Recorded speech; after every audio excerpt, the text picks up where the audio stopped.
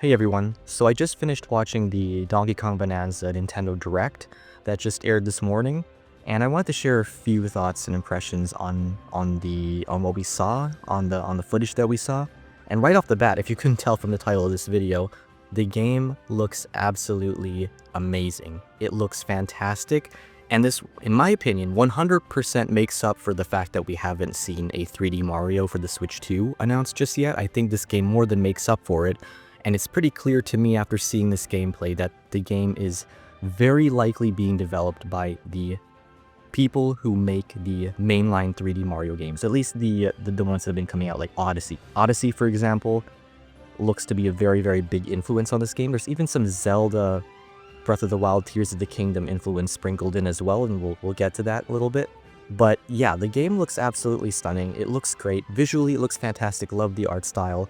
Lots of surprises in this Direct, really. There were a lot of surprises compared to the Mario Kart World Direct, which was kind of a disappointment in a lot of ways. I think a lot of people kind of voiced some mixed opinions about that one, especially like even me, which it was an okay Direct, but it wasn't a Direct that showed us a lot of things, a lot of new things, right? So that Mario Kart Direct was a little bit of a disappointment. This is basically the complete opposite of that, where I feel like we were all expecting that we were going to get something like that Mario Kart Direct, where it's another 15-minute Direct that shows nothing really, nothing new.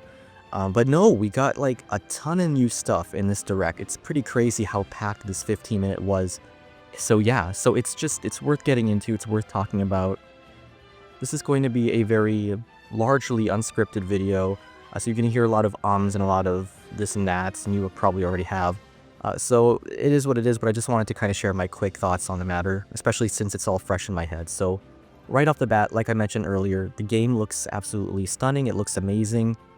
Everything that I saw in the Direct really made me want the game even more. There wasn't a single thing they showed in the Direct that I was like, I was a little bit iffy on.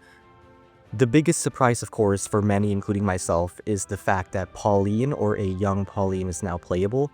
Or not playable, I guess kind of playable in the multiplayer aspect of the game, which was also another thing that they talked about, which looks pretty cool. Again, it looks very similar to Mario Odyssey's multiplayer aspect, which was basically the player controls the companion character. So in that game, it was Cappy, right, that the second player would control, and in this game, it's now going to be young Pauline.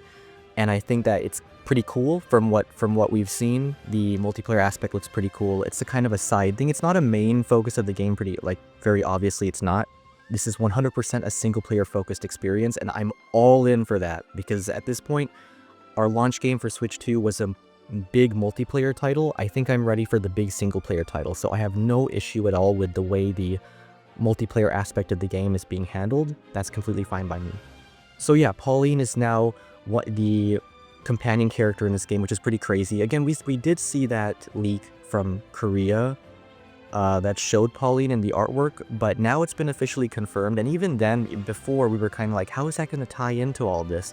It turns out the rock character that was introduced in the first trailer for the game is actually Pauline herself. So it's the same character from what we're seeing in this Direct, which is pretty crazy. I'm surprised they just reveal it like that. It could have been like a little twist at the beginning of the game, I guess, when you played the game, but Nintendo decided to reveal it here, which I don't really have much of an issue about. That's fine. I think that's part of the hook of the game, really, so it's all well and good. I just think it's really, really cool. We also saw some more gameplay regarding the various moves that DK has, like for example, you can throw rocks, you can aim rocks at enemies, you can ride on the rock and like move around through the world. Things that I think we've already seen in the previous trailers and footage of the game, but now we've kind of gotten into more detail regarding them, so it was really cool to see all the different moves that DK actually has in this game. Again, the gameplay looks so fluid. It looks like the very definition of fun, in my opinion. Again, mirroring Mario Odyssey's gameplay and movement, and in my opinion, Mario Odyssey has the best movement out of any 3D Mario game, bar none. So I think if this is any indication, and they're going in this direction, I think this game is going to have amazing movement and gameplay. Like, it's going to feel great to play is what I'm saying.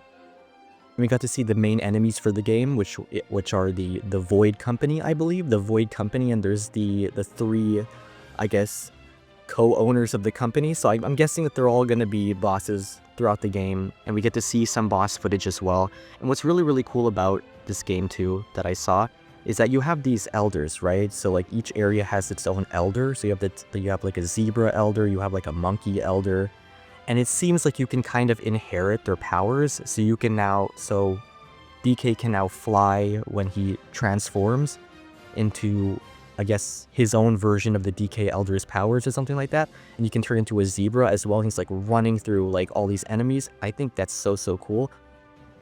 And we talked about the Breath of the Wild influence as well. And what I meant by that was that the game introduces these kind of ancient ruins areas.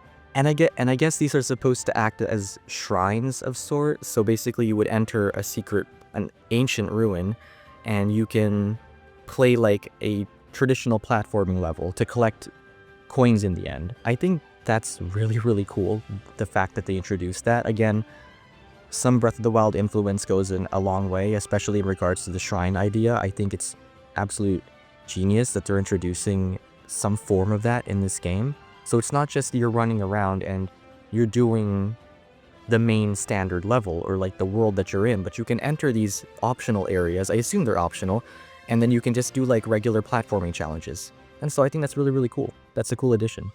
There's also different stores in the game. So there's a store where you can buy outfits for DK and Pauline, so you can actually customize your characters as they move around. I think that's really, really awesome. And there's also another store too, a store where you can buy power-ups and stuff. So there are elements of those as well, which I really, really like. There's also a skill tree of sorts, which again, I know some people are kind of mixed on skill trees. I love skill trees personally, so I don't think it's really a skill tree like in the traditional sense, but I think it works in a similar way.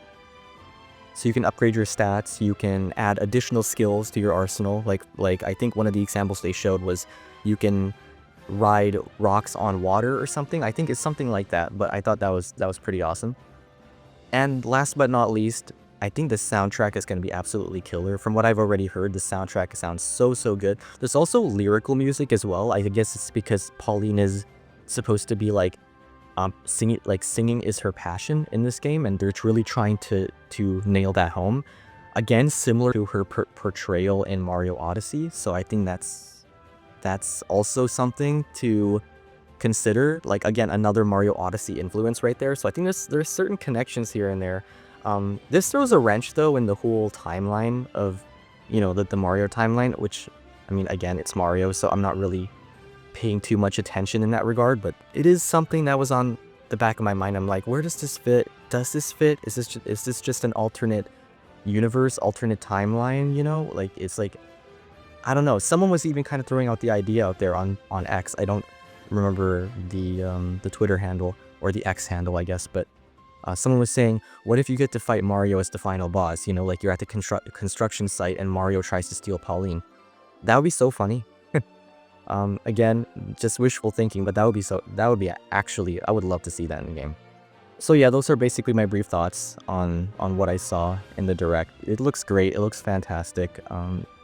Yeah, this was just a very off-the-cuff video. Again, lots of lots of, very, very unscripted, but I hope you all enjoyed it. And I'll see you in the next video. Thanks for watching.